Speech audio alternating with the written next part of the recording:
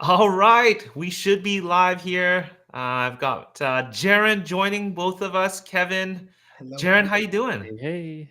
I'm doing well. I'm doing well. Honored to be here.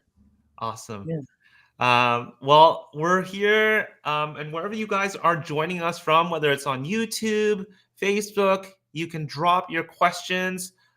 We've got our awesome team member Diana. She's going to be throwing them on the screen. Kevin's got to take off in a few minutes, but it's always nice to have you join us as well, Kevin. So don't feel like you have to stick around the entire time. So hop off whenever. But let's jump into it. I really want to. We really want to talk to you, Jaren, about texting in land today. What does that look like? Because it's, to be honest, it feels a little bit. Nobody knows really any What's going on? clear. Yeah. And I know you're always in the trenches. Like you're like that mad scientist who tries all these different things and is always at the cutting edge. So first question, I mean, really, yeah, I mean, well, give us an overview of what texting looks like right now. Has it changed much since what happened? I think last year, fall. Yeah, it was in March of last year. There was this big fiasco with launch control where they apparently what happened, according to launch control reps, according to the launch control reps that I'm in relationship with right now, they had a vendor, not actually like directly from the carriers, but they had a vendor that got some kind of slap on the wrist because they were doing things inappropriately.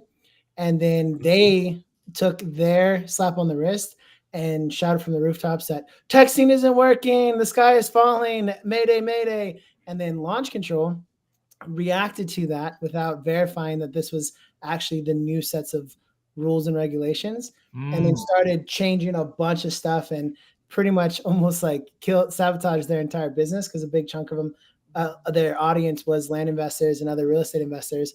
yeah. And then come to find out, once they dug into it a little bit more, it was just a false alarm. And Mm, so they promptly fired that said vendor and then went back to kind of business as usual. There's a few tweaks that are slightly different, but it's pretty minimal. Like you know, an updated round of negative keywords that you have to avoid on initial outbound messages and other things like that. But I do really strongly vouch for launch control, and I can speak to this because my wife and me, it's kind of funny how it evolved, but my wife pretty much runs our legacy land business called I Buy Land. yeah. I've started a new land business called Zion Land where I'm using launch control and she's kind of running on smarter contact because when the big fiasco happened and the big scare happened, she went to Smarter Contact because they were doing this like business as usual. Yeah. It was plug and play, and they were, they really don't have the same kind of limitations and uh, I don't know, red tape you have to go through in order to use their platform. Mhm. But I like the red tape of launch control. I like the fact that I honestly believe that they do the absolute best on staying compliant. Texting is a gray area. It depends what attorney you talk to, whether reaching out to uh, prospects in a cold format, like right out of the gate, and initiating messages through text, if that's legal or not. Um, Mhm. but if you're gonna do it, launch controls, I think, your safest path to doing it because they have all of these stipulations in place to ensure that you're as compliant as humanly possible. So Mhm. that's why, from like recommending to the people that I train and coach and teach in Land Maverick Society, if they're going to go texting, to go the launch control route. It's a little clunky sometimes. It's really annoying to have to like get creative and figure out how am I going to finagle this like script where there's like three different spinner texts and all the and five different variants and all this stuff while avoiding a bunch of words like property for sale, like considering, I think, is another one that is like flagged as a negative keyword. So Mhm. they, because they're annoying to have to do all that, you're safe. And they literally make you, like, right now my the tier of launch control that I'm on for my own land business is like 600 outbound messages a day as a daily limit. I literally, in batches of 150, have to sit there and click 600 times in order to get, Mhm. like, manually, in order to be compliant. So it's And still what working. Yeah. is the rule around that? Because I've heard different things from different people. Like you said, there's attorneys have lots of different opinions on this, but like, what is the latest regulation around what what is allowed and what isn't allowed in texting? I don't really know fully. Mhm, I'm starting to rub shoulders with some of the guys at Launch Control. We're starting to do a monthly get together, and so I have people that I can ask. But mhm, as I understand it, they really want the people you're reaching out to via text to have already opted in to being communicated with. Mm. okay. And so Launch Control, as a way to check the box, they make you say how did they opt in and at what point did they opt in, but they know that a vast majority of their users and what have you are still using it for cold outreach, Mm, but they have you at least have some kind of record that. And I mean, the way that I teach people how to do it and how I do it is very vague, opted in through some other mechanism, and mhm, and then just like did it like 30 days or 45 days, set a random date beforehand. So like opt in through some other marketing effort. And they say that if in light of somebody suing you, if you had a record of it and you're not abusing people, like if you use launch control correctly, somebody says not interested, take me off your list, don't contact me. You verify the number and then you hit do not call. And then on the back end, launch control has a database of people that you've marked do not call, and they'll never text you, never text those people ever again. So if there was some kind of litigation, you've probably texted these people maybe at most twice. And according to the launch control reps that I'm talking to, they say that that's probably not going to hold up in court from like a case standpoint, because how did you abuse them? You just reached yeah. out twice and then you took them off your list. So Mhm, if you do it right, I mean, again, is it a gray area? Yeah. I mean, I'm probably a little bit more honest than most, and maybe more honest than I should be at times, but I'm just, it is a gray area. Can sure, it yeah. can it go away overnight? There is some risk there. I think that there is something to be said about having some diverse marketing channels. I don't think that it'll ever go away in the sense of like you'll never be able to mass text somebody ever again, but it will probably evolve into a follow-up piece where you do direct mail first or cold calling first, and then as a part of your follow-up campaign, if you do multi-channel marketing follow-up, then it'll probably be a piece in that funnel, if you will, where you're Mhm. texting people. But So, yeah, so in what you're showing inside of your group, is that sort of part of it, where you do texting, mass texting, but also texting is also part of your multi-channel follow up as well? Then. it will be. I need to build it. I'm very close. I'm about 80% done, and I'm building it within Pebble, by the way. So everybody who's a Land Maverick, if they sign up to Pebble through my link, they're going to get a carbon copy of an environment that I built out, which is going to have a pipeline already built out for launch control. I literally call it LC plus Pebble, and it like takes you through the entire process and gives you copies of all my document templates, and will also, and knock on wood, hopefully, if you guys on your side can help me, have the automatic follow-up plans already built out for people who sign up. Yeah, So for that's sure. the goal, is to have it, but it's not quite there. I want to have a multi-channel marketing follow-up where step one is a letter in the mail with a cover letter and an attached purchase agreement of the offer that I would have given even if they flat rejected me. And then from there, a series of text, emails, manual prompts for calls, and then ringless voicemail. If you guys, I don't know if there's a way through Zapier, if there's a way to like integrate through Slide Broadcast or something, but that would be nifty if there was a way to trigger it from Prebble's side. But Ringless voicemail is another one of those very very gray touchy. areas, Yeah. and, from what our provider tells us, they are not allowed, so it's tough. It's a lot, man. It's tough. And I actually think texting through launch control is safer than general mass Mm. ringless voicemail drops. Kevin, I know Hey, you I need to gotta run. You I got to gotta run. run, guys, but, Good seeing Great you. to see you, Yeah, Jared. it's good seeing you. Yeah. Awesome. Bye. So, by the way, guys, I'm going to stop here for a second. Jaren's, if you want to learn a little bit more, you can literally text Jaren right now, 219-419-7797. You see there, just text Pebble Mavericks. Jaren is, he's got a whole system with texting. And I think it's really important to think about staying compliant here. I mean, tell me a little bit more about this. Your wife is using Smarter Contact. You're using Launch Control. Yeah. How rigorous is Launch? It's funny because I'll be honest, like Launch Control kind of faded away for a little bit. You probably know that. And then now they're making a bit of a comeback. Recently, I'm hearing more about it. And it sounds like you have a really, really good grasp of it. And you're like in both worlds. So you're seeing both sides. What differences are you noticing between that?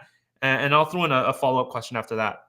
Yeah, I feel like so apparently, I don't know if this is true or not, so don't shoot the messenger, but apparently there's like some like drama on how they originated. Like, so apparently Smarter Contact and the founder of Smarter Contact and the founder of Launch Control used to be like roommates or something. And then they like used to like they were building something together, and then they had a falling out, and one started one and one started the other. Don't know if that's true or not, but that is what I have heard on the street. Okay. And so they're pretty similar in some ways, but I got Pebble ringing. I'm sorry. Close out all my tabs here. But I think the direction that Launch Control went was like compliance heavy, whereas Smarter Contact was like ease of use. So for example, if you text somebody in Launch Control, you're not allowed to text the same person for a minimum of 30 days. Like even if you set up like a drip, or like you upload a brand new campaign list, and they have, even if they owned property in a different county or something, if it's the same phone number, same contact, they won't let you send it out. Whereas Smarter Contact, you can do it the next day. And there's also ringless voicemail built into Smarter Contact, and I believe you can call from within that platform. I asked, one of the first questions I asked the Launch Control reps, that because we did I was on their like Deal Nation podcast last month. And that was one of the things I was like, can you guys get it to where we can call from the same number, please? Because it's super awkward to be like texting from this random number and then I'm calling from another one. And he's like, no, we can't, because that's a compliance issue. So it makes it, because for some weird rule or law or whatever, to kiss the ring and to just appease the powers that be, you have to call separate from the number that you text. That's so interesting. Okay. Now, follow up. And by the way, guys, if you are, I know we've got over 20 people watching live right now. So if you want to drop a question in the comments or wherever you are at, we will see it on here. But let me follow up with this. Now, you just told me the difference between Launch Control and Smarter Contact. What about those that are texting on platforms that are like Go High Level, but they're using their own Twilio accounts? Now, we work with Twilio, and so what have you heard on that end? I mean, there's no guardrails here. Yeah, I don't. So from a mass outreach standpoint, you will get flagged. Like at least Go High Level. I do a lot of Go High Level on the sales side with our LMS member prospects, our Land Maverick Society member prospects. But it's, if you use like an open phone, a Pebble, a High Level, take your pick. If you start mass texting people, they're gonna shut down your phone number really quick. So I think those type of platforms are good for actually texting people that you're like prospects you're in communication with. So our workflow, and I can get into the more specifics later, but like we go from, I kind of break it down from like responses, prospects, and leads. So you send out a campaign in text in Launch Control, and you have an influx of responses. You then have to sift through the responses and determine who is a prospect. Yes. And the prospect is defined as, we call it a positive persona, or avatar, if you will, somebody who's remotely open to selling in some form or fashion. And then from there, we push prospects out of launch control into Pebble. Yeah. And then we do a quick land.id check and make sure that the property is worth having a conversation with the seller on. Then we do a qualification call. And then if they pass the qualification call, meaning that they're open to selling at a discount, and we're very finessed in the way that we approach that qualification call, but they then graduate from a prospect to a lead. So there's a lot more management of like sifting through the noise to actually get to a pile of qualified leads. And so with all that, I think if you are talking like a go high level, open phone, Pebble, or what have you, you have fair game if your phone is registered and you're approved for texting to text leads, and probably even prospects if you've had a former conversation with them in some form or fashion. But for outbound, because I mean, I'm sending out, I think I looked at my stats the other day. I think I've sent out my new land business something like 72. Well, no, it had been more, probably somewhere around 10,000 total, because we just started about a month and a half ago in Zion. And so like to think about sending out 10,000 text messages on a Pebble or something, that's just not going to fly. And maybe you might be able to speak to it why or why not better, but I think Twilio will flag this as spam, and then you guys get in trouble or something. It's literally, Twilio spells it out for you. You're not allowed to, basically automate your text in that fashion where you're blasting in mass fashion. So we definitely don't endorse that on our, because we're with Twilio, but it looks like the way that Launch Control has it set up is that they're doing something really specific. I remember talking to their reps a while ago, but the way that they're sort of running the text, it's a lot different essentially. But one script, one template has 5 different variants. Yes. And each variant has, I think, at least 2 spinner text with a minimum of 3 characters. So like if I say the word like, I'm interested in your land, I would take that word land and then I'll give it 2 other variants. So it would be land, parcel, property, something like that. Okay. And so like they do so much to customize it, and then they're constantly filtering through the numbers that you're actually texting out of. By the way, all you guys are watching right now, I want to remind you, if you want to understand how to go about this, and again, Jaren's like at the forefront. He's always been the guy. I've known him for years. He's always the one that is like dibble dabbling and going like down the rabbit holes, like figuring this stuff out. And like he's like, you heard him. He's got 2 land businesses going on 2 different texting platforms. So if you want to learn more, Land Mavericks is his group. You can text him. You can text him now. 219-419-7797. Just text him Pebble Mavericks. He'll reach out to you. Okay. You mentioned something earlier. And this is sort of the process we talk about too. You're using launch control. You're doing the mass texting. You didn't call it qualifying. You're like checking if they're the right persona, right? In launch control? Yeah. So I went by that really quick. So it's a really beautiful system that we've fleshed out. Mm-hmm. I've identified probably within like 95% all total types of responses. So I've mapped it all out, and then I've distilled it down to kind of 3 different buckets. So you have something called initial messages, where I just talked about 5 different variants, blasting things out.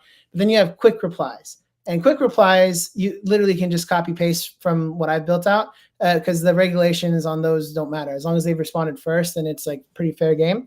But I have initial, so I have like lead screening. So like if somebody responds like, oh, I'm thinking about listing it. Well, you don't know if that means they're wanting to sell or not wanting to sell necessarily. Right. So I have a category of responses for people that are like, kind of needing a little bit more screening or filtering. Oh, wow. Then we have like negative responses versus positive responses. We have, sometimes you need to get in there and adjust it slightly, but within 95%, you're just literally clicking on a button and it automatically spits out the right response given the circumstance of how they're initially responding. Mm-hmm. And if they are a positive persona of any form or fashion, they then and what that's defined as is remotely open to selling in any form or fashion. Okay. So regardless of like motivation level, even if they might be baiting us and saying, yeah, for $1 million, don't care if they're open to selling at all. They graduate from a response to a prospect and they get pushed to Pebble. Okay. And in Pebble, because we don't want to waste time having a qualification call that might be 20 minutes on building rapport or whatever, if the property is landlocked and at a 90-degree slope and like full of wetlands, right? So we do a quick land out ID checklist, like screening. I call it the 6-step land out ID checklist. So there's 6 things we check in land out ID. And then we break, so once it passes the land ID checklist, we then move it to a qualification call where we assess. We're not qualifying the property. Please, everybody who's watching right now, raise your right hand and promise me that you will stop asking due diligence questions on qualification calls related to the property, because you don't need to know, like if there's something actually relevant, like, hey, is slope a concern or is access a concern? For sure, talk to them about it, use it as a point of building rapport. But you can look up all of the due diligence stuff elsewhere. You got land.id, you got the county website. It's not a call center conversation. It's like, I am trying to build connection with this person, and you're qualifying their motivation. Are they open to selling at a discount? So that's what you want to highlight. And then if they are open in some form or fashion, some version of like, yeah, well, I'm not going to give the property away, but yeah, for the right price, I'd work with you on numbers and see if we can make something happen. Then they graduate to a lead, and you run through comps, and then if you need to get an agent opinion of value before making an offer, and then you follow up with an offer call. So thanks for mapping all of that out for us. There's a lot, but I can clearly you have a whole system for this. We've got a question here, and we can't seem to get it up on here, but where is the best place to go and see what not to put in text messages? So is there a reference? I would assume you probably have that inside what you're doing. That's why I like launch control, because even when I go to ChatGPT and I'm like, make this compliant according to the FTC regulations, it gets it wrong because they constantly are changing. I'm going to actually take note of that though, because if launch control could come up with something like that, it would be fantastic. Right. But that's why it's kind of foolproof is like, as you're writing out your template, if you use a negative keyword, they won't let you move on. They'll say, this is flagged, change it. Yeah. By the way, guys, some of you guys are using, I've talked to many people that are using Twilio. You're personally using it and you're integrating with the system, most likely with something like Go High Level. Be careful of that. That is not you're not using Go High Level's Twilio account. If you're using any of these, skin ups that you're probably using other setups with Go High Level, the problem is that they're basically putting they're pushing away the responsibility on for you to carry the Twilio account, and now you're running the risk. There has been cases I've been reading of people actually getting into issues with this now. Twilio will either shut you down or you can get into legal battle. That's up to you, but just be careful. If you are using it and you have signed up for a Twilio account, be very, very careful. That is probably not the route you want to go. I don't think it's going to be sustainable anyways, but I think something like launch control, where they're carrying the responsibility, they're doing everything to stay compliant. And like Jaren said earlier, it's annoying, but it's a good thing that they're being annoying about it. I mean, why? First of all, coming back to texting, why even texting, Jaren? Like, why do you like texting so much? I find it the best medium coupled with cost. Compared. So like, if we talk high level for a minute, we zoom out, the main mediums of marketing channels, we have direct mail, we have cold calling, we have ringless voicemail, and we have texting. Direct mail is really expensive. It's really unfortunate because I love direct mail. I've used direct mail for years and years and years, but the cost of a stamp, I think it was you actually at a conference that was telling me that the price of a stamp has gone up twice a year for like the last couple of years on average. And when I first got started in real estate, the cost of a stamp was like 38 cents to like 45 cents, something like that.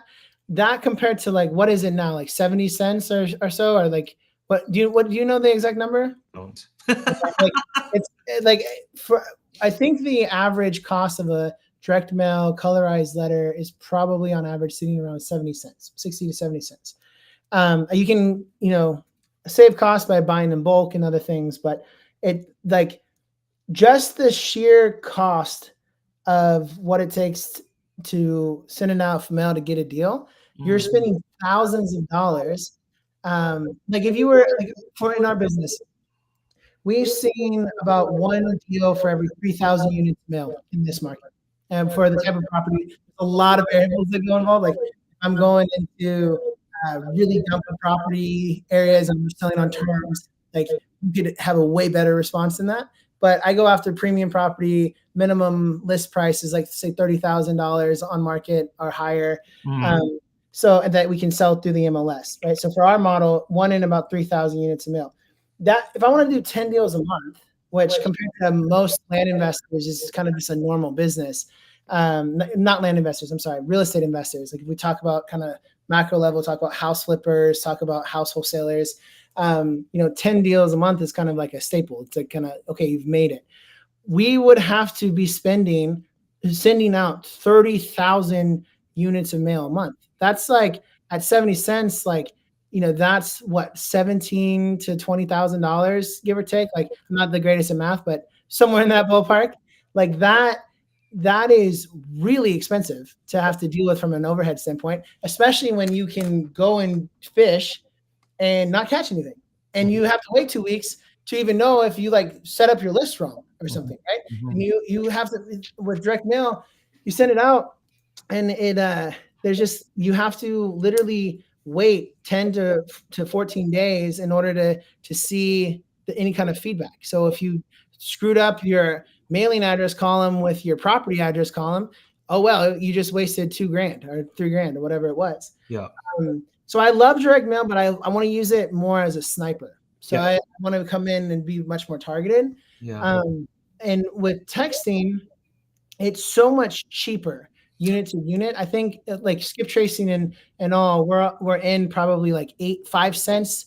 I use kind skip tracing. A lot of people that are in the land space, they'll use direct skip, popularized by our friend Callan Faulkner. But this is like 3 cents a record. It doesn't give emails or other demographic information like Vertium does. Yeah. But it's like 3 cents pay as you go. So there's no like sign up or commitment or buy in bulk. And so and it works great, 85 to 90% accuracy rates and stuff. And it's pretty plug and play. Yeah. But like for us, we're about 5 to 8 cents per unit as opposed to 70. Sure. So it's a no-brainer. And you get there, it's a much less used medium, especially now, which is great because it was getting really popular. And then a bunch of people like left texting back in March of last year when the scare happened, and we shifted to like cold calling or other means. And so now, like, it's still kind of like a blue ocean where, yeah, there are some people texting, but not really full on at scale on the market. So I like it a lot. And again, one thing I'll say about cold calling, I like cold calling too, but the power dynamics of cold calling are a little bit harder to deal with. You're bothering them as opposed to every other type of marketing channel, direct mail, ringless voicemail, texting. I'm sending out a signal that says, hey, do you want to talk to me? And then they're volunteering, raising their hand, permission marketing coming to you and then like addressing it from there. So you maintain more of the power in the conversation as opposed to cold calling. Okay, got you. By the way, guys, I know some of you guys are still trickling in to watch this. Jaren, I hope you have time. I'd like to go for another maybe 10 minutes. So a couple basics here. We're talking about texting with Jaren. He's become sort of like a huge advocate for texting, and he's been resurgence of launch control again. So some of you guys are asking what platform. It's on launch control that we're talking about. If you guys have more questions, feel free to throw in the chat, but also shoot Jaren a message because this guy goes into the weeds of things, and he's got a great system that he's built out going from working with launch control into your CRM, something like Pebble. Head over to just actually text him directly this number, 219-419 7797. Text Pebble Mavericks. So he'll get a hold of you, and you guys can sort of continue chatting. So I wanted to make sure I cover some of the basics because I know a lot of you guys just came late here. We talked about the process of how Jaren gets things. I don't want to use the word qualifies, but he's got a way to sort the leads, sort the responses back on the texting. Then he pushes that over. Then he starts managing and doing his qualification from there. I want to follow up with another question here. Okay, you're talking about the cost to send out mail versus the cost of texting. What about the cost of going through the amount of leads and responses you get back? Does that all get taken care of launch control? How does that work? And how intense is that? Do you do it yourself, or do you have to have somebody help you out with that? Sorry, I got a random call there. I thought I gotta buy you a pizza or something, man. Let me turn this thing off here. So yeah, it is easier if you have a VA to manage launch control, because you are inherently dealing with way more volume, which is a good thing, especially if you have kind of extra tools in the tool belt where you can assign, or maybe you can do like a simple subdivide play, or you have other things in your arsenal. You have more opportunity to like make something out of kind of a unique circumstance. But it is a lot. Like you have, it's kind of almost like two separate arms. You have the launch control side, which you're just dealing with responses. Then you have the Pebble side, which you're dealing with prospects and then qualifying and ultimately processing leads. So it is, like right now on just the small volume that we're doing, because we're doing the lowest tier of launch control. And the way that we, aggressively reach out on the qualification call, I'm sitting at 64 deal records in my qualification call column. Wow. I have like 27 in my comps column. I have like 7 offer calls that are in the queue. And this is just after a month and a half of me like being in the weeds of setting this up full force, right? And again, just on the lowest tier, my wife, I am shocked at her business does not make any sense at all.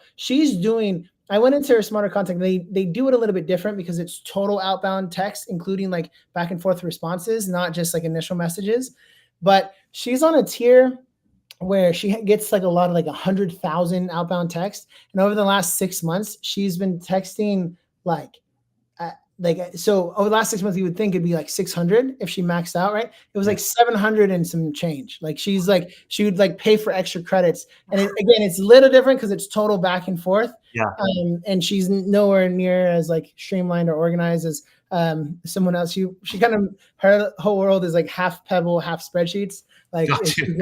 But man, she's moving and shaking, and they're doing a whole lot. But like there's no way they're nurturing their leads properly, like at all. Like they're just like blasting, like they're shotgun, just keep going, more volume.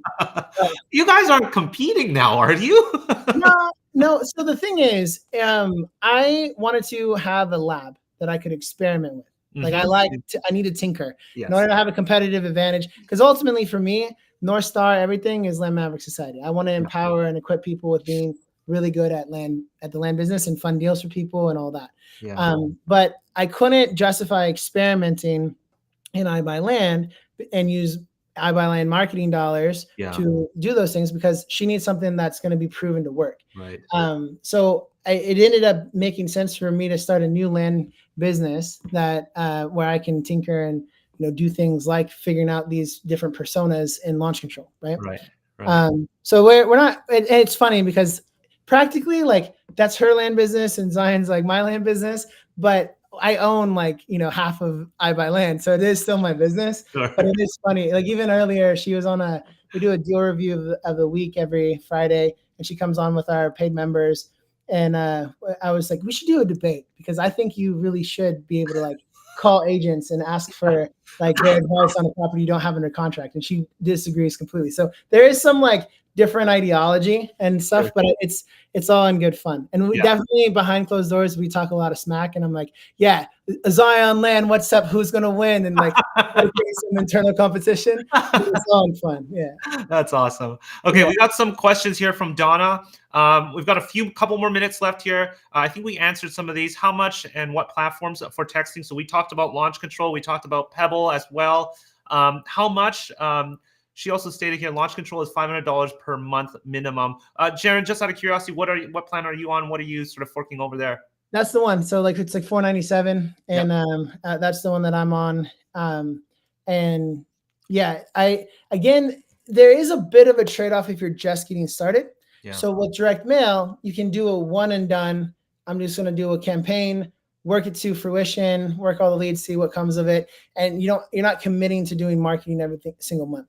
Whereas with Launch Control, you don't have to text every day, or you don't have to text every month, but you are going to pay $500 minimum for that as a subscription, and then you have to pay for skip tracing. But like my whole workflow, prop stream, $99 a month gets you 10,000 records export, and then you also have, like, if you wanted to bump up slightly, I think they have a higher tier at 139, which is, I think, gives you like 20 or 30,000 records. And then kind skip tracing, it's like, and it's kind of cool because even going back to my wife's business, like she uses Versium, and I'm a big proponent of Versium. They give you so much demographic insight to the leads. It's like I literally know what their voting is. I know all kind of crazy stuff, like how many cars they own, like their estimated household income. Like it's crazy. But I don't need all that. And so I don't need to put up the big, investment on the front end, because you have to buy in bulk. You minimum like 3,500, and you get 210,000 credits with Versium. But with kind skip tracing, it's 3 cents a record, and it's come and go, no subscription. And so whenever it's time for me to do a new campaign, I just get into kind skip tracing. Whatever it kicks back in terms of numbers is what I end up uploading to Launch Control, and then I'm off to the races. So I think I should probably get better at like really fine tuning like a cost per unit. But we did it at one point, and I think it was around 5 cents per record. But let's just call it, to be safe, 8 cents. Let's call it 8 cents. 5 to 8 cents a record is kind of what it's costing me to skip trace and do everything. You heard it, guys. Launch Control. Jaren loves it. It's just more. I mean, it sounds like they really have to put on the guardrails, make sure you're compliant. It's annoying, but you feel that's a great thing, so you don't have to worry. At the end of the day, the worst thing is to see like suddenly you're like everything just drops off a cliff, and you don't know what's not working or whatever it is. So I'm assuming then you really haven't had any issues with Launch Control as of recently, then. No, not at all. I mean, again, you got to be a little creative, because I think like they don't let you use the word county. So we've done things where like count period Y. So it's like it's a typo, but when you're texting, sometimes typos happen. That's right. So we do like weird, funny stuff. You got to get creative to get around it, but it's pretty plug and play now. So I'm sure like the screening of like how you categorize responses, because then you don't have to think about it. Like it's all automated. Listen, Jaren's the one who's been doing all the experimenting, and it sounds like you have this down to a science. Jaren, can you talk to us a little bit more about what you're doing in Land Maverick Society? Like, how are you helping people there? And by the way, guys, if you want to have a chat with Jaren, literally shoot him a text right now. Take your phone up. 219-419-7797. I feel like this is like one of those infomercial things. No, but shoot him a text message. Just say Pebble Mavericks. And if you have any more questions, you want to start a conversation with him about really the best practices and really streamlining all of that texting and really getting I mean, at the end of the day, you're telling me why you're going to texting. It's really your ROI at the end of the day. But help us walk us through, what can we sort of, if we decide we wanted to step in the world of Land Maverick Society? It's ROI, and it's a blue ocean approach. Like it's finding a less competitive room. Like it's quieter, because I can do the tried and true market that everybody's mailing, and they're not necessarily getting texted. Like Wisconsin, for example, I had a guy that I trained recently who had some ties to Wisconsin. And I'm like, bro, I almost guarantee you no one is texting at scale in Wisconsin. Go after it, go hard. And like he did, and he's, having great results there. So yeah, like, I think that there's a way to just approach the leads from a new angle. And there are people who respond differently to different mediums. Like, Yeah. I promise you, I would never personally respond to a direct mail letter, but I would respond to a text. Love it. So give us an understanding. How do what is it like to talk to you, to work with you? Yeah. Give us a little bit of an understanding. Yeah. So I use the word coaching, but that is very loose. Like, it's not a very good word to describe what I do, because most coaching is like, okay, we're going to meet once a week for 30 minutes and I'm going to tell you a bunch of theory and good luck implementing, right? That's not what I do. I really should do like a vlog series and just like show people what I'm doing and just show people my calendar, because I offer unlimited sessions. I give my personal cell phone number out to the members that I work with, and I walk them through how to actually do the business. So, like, for example, this week, there's a person that I'm working with who I helped literally bring on a overseas like VA type acquisition, like closer, and a full team. And I've been meeting with their team for 2-hour sessions twice a week, so 4 hours total, and walking them through like their just yesterday for the first hour we ran comps together, and then the second hour I worked with their acquisition manager and did qualification calls live with them to showcase, hey, this is how you need to do it. You need to do it on this, like triple dial, and you do this, and this is how you say it. And I'm actually working live leads with them. So there's a lot of the nuance that gets missed. Like, it's the fine-tuned details in the trenches that really give people breakthrough.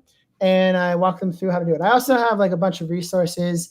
We go live 3 times a week in our community. One that like focuses on sales and like talk tracks, and then one that is a foundation talks about a foundational principle in the land business, and then a deal review of the week where my wife jumps on and we walk through the deals together.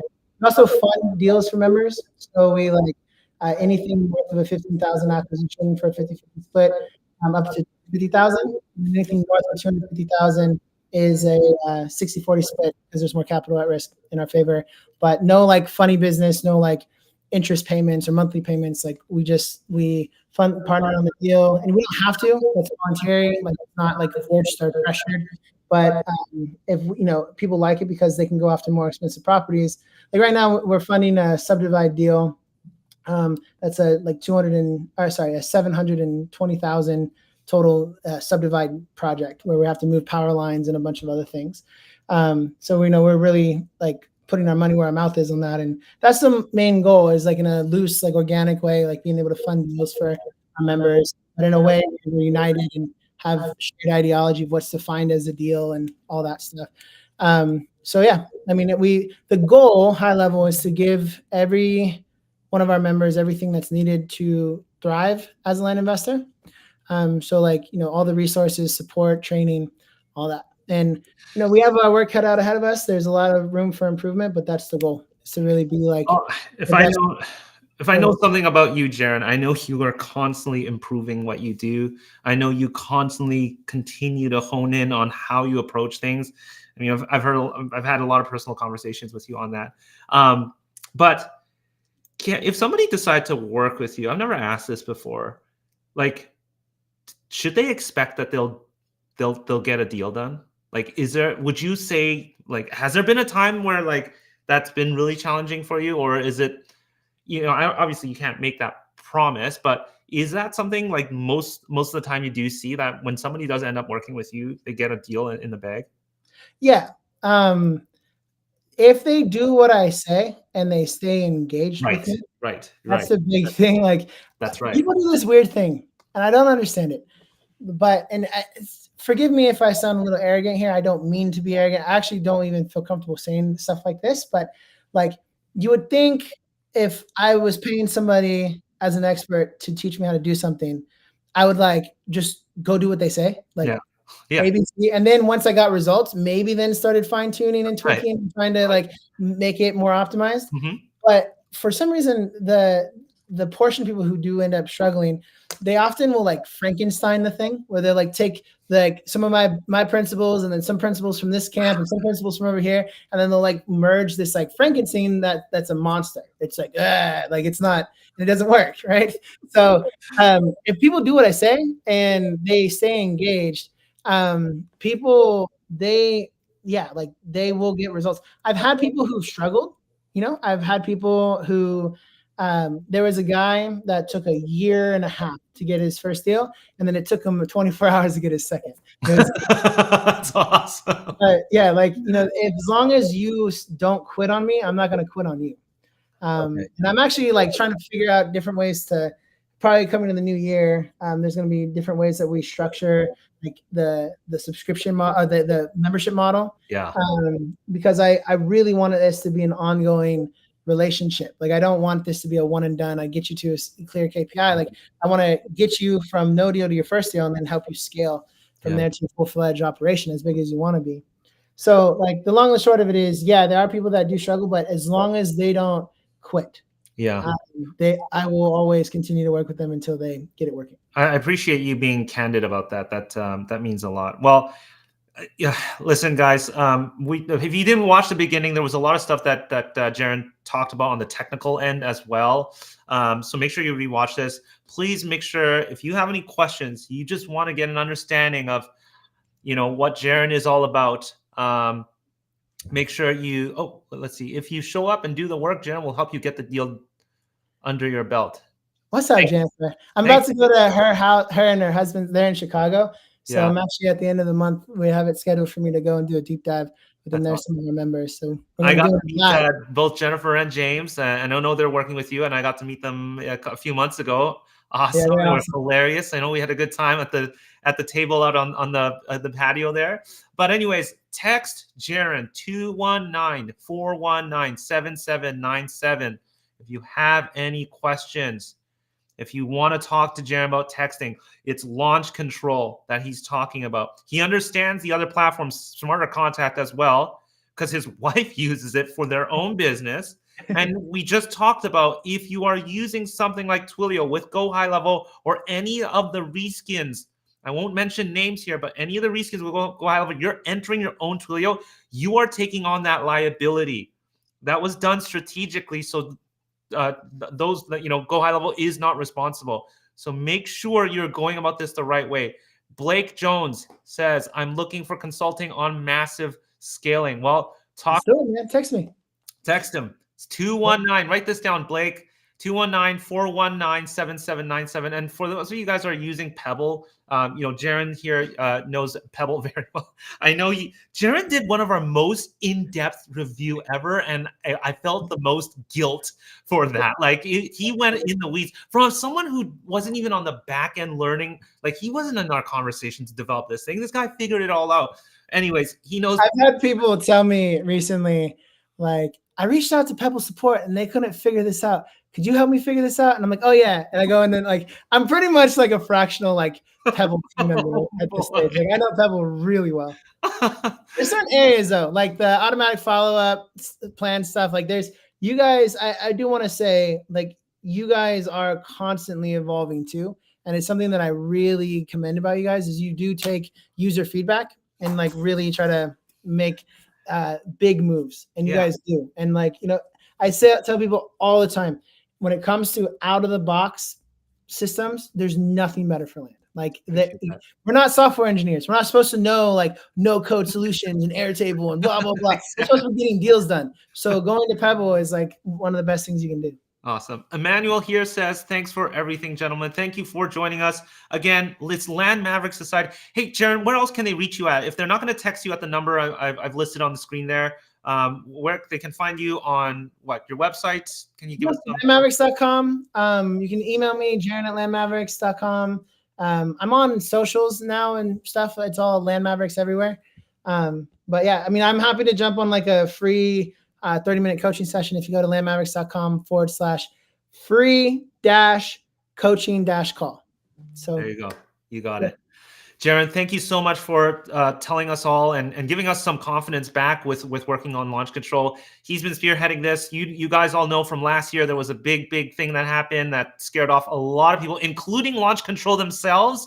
But now Jaren is rubbing shoulders close with the launch control guys. He knows what's going on. So make sure you hit him up. I'll say it one more time, 219-419-7797. Have a wonderful weekend, everybody. Jaren, thank you so much.